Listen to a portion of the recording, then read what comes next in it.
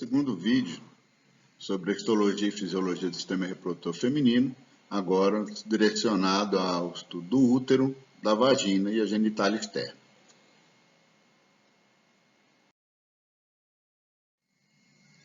Bom, o útero ele é constituído das seguintes partes: o corpo do útero, o fundo e a cervice. A cervice é o local que se abre para o canal vaginal, tendo então a abertura, fazendo saliência então para a vagina. O corpo, a maior parte do útero, e da onde saem as tubas uterinas, e o fundo, a região que fica entre as duas tubas, porção superior do útero. Okay?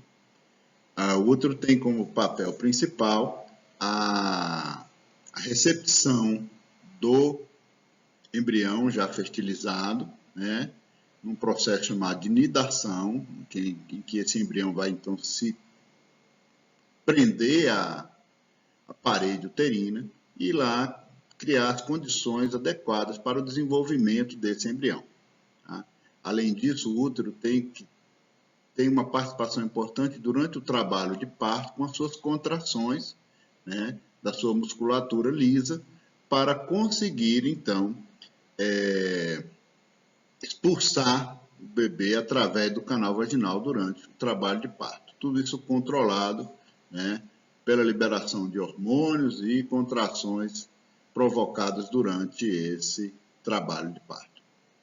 Ainda observamos camadas no útero, a camada mais interna, que nós chamamos de endométrio, depois uma camada muscular, que é a mais desenvolvida do útero, e mais externamente uma camada denominada perimétrio. Então, voltando a falar das camadas da parede uterina, nós vamos encontrar, então, nesse corte histológico, essa primeira camada, que é onde nós localizamos o epitélio de revestimento do útero, interno do útero, as glândulas uterinas, certo? E o tecido conjuntivo anexo, que dá sustentação a toda essa estrutura, que nós denominamos, então, essa camada de endométrio. Depois nós temos uma camada de musculatura lisa, que pode ter de 2 a 3 camadas de músculo, dependendo da localização dele dentro do útero, e que nós denominamos de miométrio. E mais externamente, nós temos uma fina camada de tecido denominada perimétrio. Nessa imagem aqui está mais bem visualizado, então essa fina camada de tecido aqui seria então o perimétrio. Então endométrio, miométrio e perimétrio.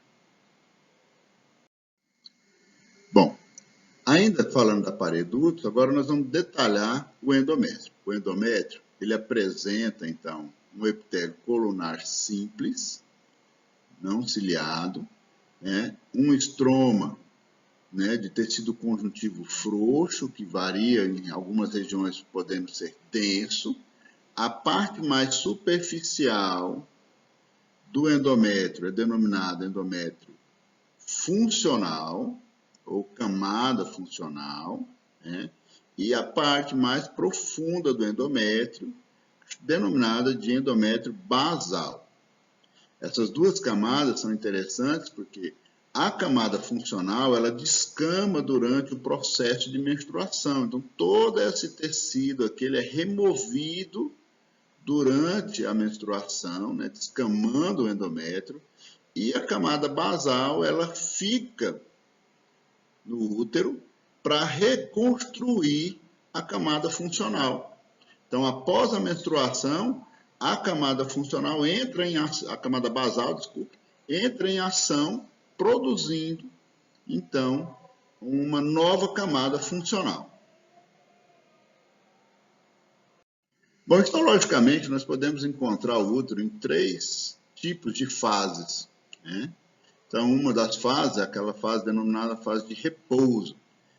O útero em repouso é aquele útero de uma criança que ainda não entrou no seu ciclo reprodutivo. Então, ele tem como característica básica a pequena quantidade de presença de glândulas no seu endométrio, né? E essas glândulas são muito atrofiadas, quase não dá nem para perceber que é uma glândula. Ó. Então, nós temos aqui em detalhe maior, ó, muito pouquinha e atrofiada, porque essas glândulas ainda não estão funcionantes, né? Uma vez que não está acontecendo o ciclo reprodutivo ainda nessa fase. Então, isso é denominado de fase de repouso do útero. Tá? Nessa fase também, o miométrio também está pouco desenvolvido, né? O perimétrio não. Uma vez que a criança entra na sua puberdade, né, o útero sai daquela fase de repouso e entra então na sua fase mais ativa, em que nós podemos encontrar 2 estágios nessa fase mais ativa do útero. O primeiro estágio é a fase proliferativa.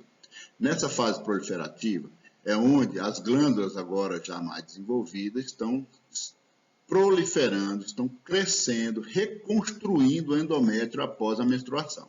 Então, logo após a menstruação, o útero entra nessa fase proliferativa. Então, a gente vai visualizar várias glândulas, e essas glândulas, quando em corte longitudinal, como podemos ver nessa imagem aqui, elas são alongadas, né? Longitudinais. Ó, tá? Então, isso é característico de um útero proliferativo. Isso tudo está durante essa fase, exatamente a fase de reconstrução das glândulas uterinas, do endométrio funcional, né? Sobre principalmente a ação do hormônio estrogênio. Bom, após a ovulação, com a formação do corpo lúteo, né? E a produção agora de estrogênio junto com progesterona, né? O útero sai da sua fase proliferativa e entra na sua fase secretora. Nessa fase, aquelas glândulas que nós encontrávamos no endométrio deixam de ser lineares e passam a ser tortuosas, como nós conseguimos ver nessa imagem aqui, né? Então, elas não são mais uma coisa linear, e agora elas são tortuosas e podemos, né, em algumas delas, observar uma secreção dentro da glândula uterina. Tá? Olha, isso aqui esses vários pedaços da mesma glândula aqui, ó, é indicativo de que ela estava toda tortuosa, né, como está mostrado nesse lado aqui. Ó. Então, essa é a grande mudança aí do endométrio na fase secretora, né, onde ele vai passar agora a produzir as secreções uterinas para receber o embrião. Né, uma vez que o embrião fica 2 a 3 dias, né, imerso nessas secreções, se nutrindo, formando o que nós chamamos de blastocisto, para que possa acontecer a nidação. Quando o útero, na sua fase secretora, se aproxima do período menstrual, caso não tenha acontecido a nidação, né, então a gente começa a observar o acúmulo de sangue, né, nos espaços extravasculares, com o rompimento dos vasos sanguíneos, né, e aí depois vai acontecer o processo de menstruação propriamente dito. Então, como nós podemos ver aqui nessa região, ó, um grande número de hemácias já nesse espaço extravascular, certo? E quase no momento, então, da menstruação. Né? Aí, isso, acontecendo a menstruação, toda essa área de endométrio funcional, então, vai descamar, né? Acompanha com isso um sangramento, né? Por causa desse sangue extravasado aí, né? E esse sangramento vai durar aí de 3 a 5 dias, dependendo do ciclo da mulher. Quando observamos a região da cérvix, né, o colo uterino propriamente dito, então nós observamos esse canal, né, que seria o ósseo do útero, por onde vai entrar então o espermatozoide. Né? Nessa parte, nós podemos visualizar o epitélio de revestimento, tanto de um lado como no outro da cérvix. E podemos observar que há uma mudança do epitélio, aquele epitélio que vem do interior da cavidade uterina, né, lá do corpo do útero, um epitélio colunar, que vai mudando para um epitélio estratificado pavimentoso. Né? A região em que nós encontramos esse epitélio colunar nós denominamos de endocérvice, e a região que nós encontramos o epitélio estratificado pavimentoso, não queratinizado, nós chamamos de ectocervix, né? Ecto estaria para fora do útero, voltado para a cavidade do canal vaginal, né? Nesse estágio, então, há um espessamento do epitélio, o epitélio fica estratificado pavimentoso, né?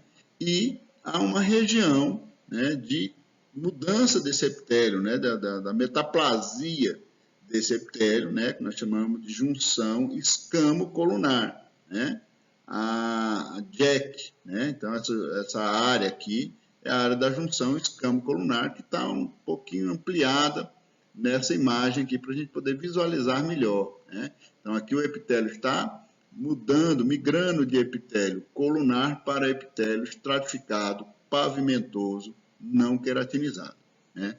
Nessa região, além de um conjuntivo frouxo, logo abaixo desse epitélio, o conjuntivo vai ficando um pouco mais denso e nós observamos glândulas, né, cervicais, certo, para produzir secreções aí nessa área. Nessas imagens, em maior aumento, a gente vê tanto a endocervix, o epitélio colunar simples, né, certo, o epitélio característico da endocervix, e o epitélio estratificado pavimentoso, característico da ectocervix. Então, endocervix colunar simples, ectocervix estratificado pavimentoso. Observe que esse epitélio já sofre um pouco mais de descamação, né, em função do atrito que acontece sobre esse epitélio durante o ato sexual, entre outras.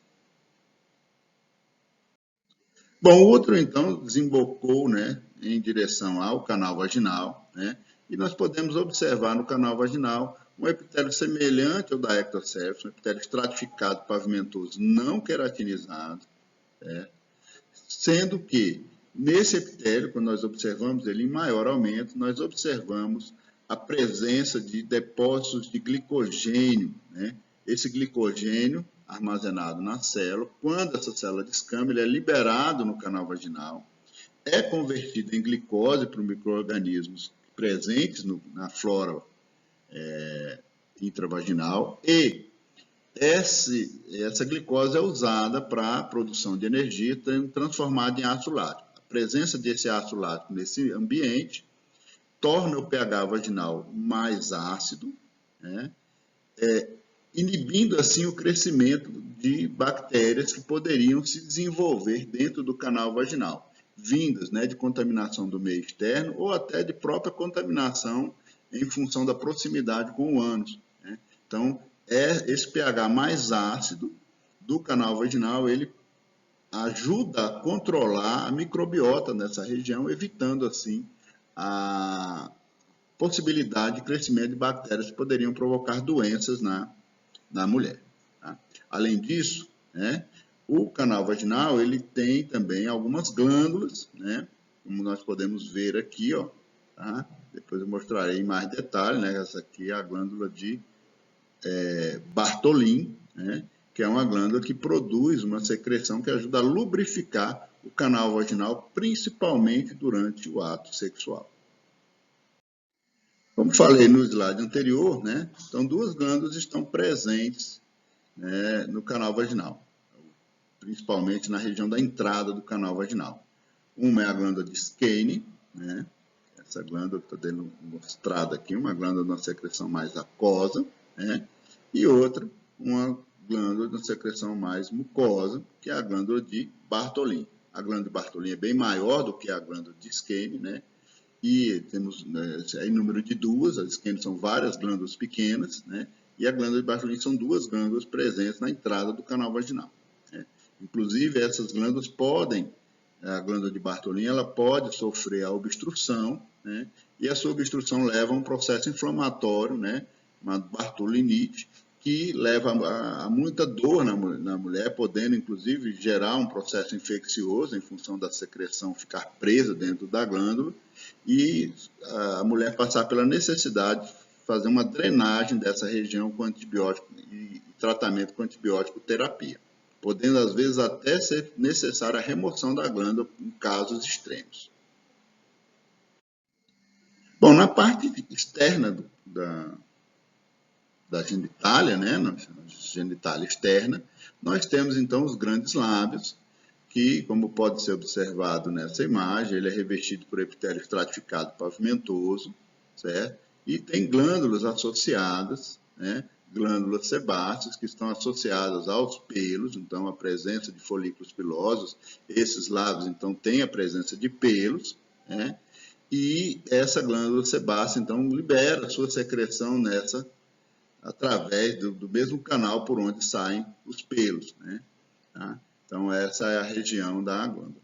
Além das glândulas sebáceas, encontramos também na região dos grandes lábios glândulas sudoríparas, apócrinas, né, que liberam a secreção, que parte da secreção é o suor propriamente dito, mas há um conteúdo proteico junto com ela, dando, inclusive, né, um cheiro característico na região quando não é feita a devida asepsia do local. Outra estrutura importante da genitália externa é o clitóris, né? O clitóris, ele é o equivalente ao pênis, né? Ele tem um corpo cavernoso, como podemos observar nessa imagem. Esse corpo cavernoso, então, se enche de sangue, fazendo com que haja a expansão do clitóris, né? Então, o clitóris intumesce durante o ato sexual com a estimulação sexual, né? Ele tem uma estrutura parecida com o que nós vimos do aparelho masculino, né, do homem, certo? Então, ele tem um septo central, dividindo o corpo cavernoso em dois, e esses espaços vasculares, né, que estão aqui representados, cheios de sangue nessa outra imagem, detalhe um pouco mais ampliado da imagem anterior, né? Tá? E nessa região, nós encontramos, logo abaixo do epitélio, como podemos observar aqui, ó, sensores, né, terminações sensoriais, tá, que vão ser responsáveis pela sensação de prazer, sendo então o clitóris uma das regiões onde há a maior incidência de prazer durante o ato sexual, né? Talvez sendo a parte onde o prazer do ato sexual seja mais importante durante o ato da atividade sexual, né, no momento de promover o orgasmo feminino.